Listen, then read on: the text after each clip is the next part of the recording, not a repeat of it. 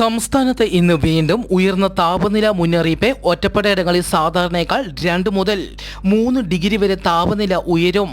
ഉയർന്ന ചൂട്, സൂര്യഘാതം, സൂര്യതാപം, നിർജ്ജലീകരണം തുടങ്ങിയ നിരവധി ഗുരുതരമായ ആരോഗ്യ പ്രശ്നങ്ങൾക്ക് കാരണമാകാം.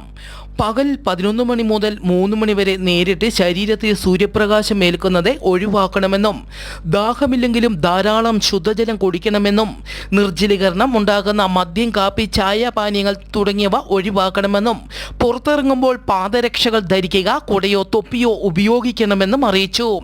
കാട്ടുതീ വ്യാപിക്കാൻ സാധ്യതയുള്ളതിനാൽ വനമേഖലയോട് ചേർന്ന് താമസിക്കുന്നവർ ജാഗ്രത പാലിക്കണമെന്നും അറിയിച്ചു. ബ്രസീലിൽ വിമാനം തകർന്നു. ബ്രസീലിലെ തെക്ക് കിഴക്കൻ സാവോ പോളോ സംസ്ഥാനത്തെ ചെറുവിമാനം തകർന്ന് 2 പേർ മരിച്ചു. ഇന്നലെയാണ് അപകടമുണ്ടായത്.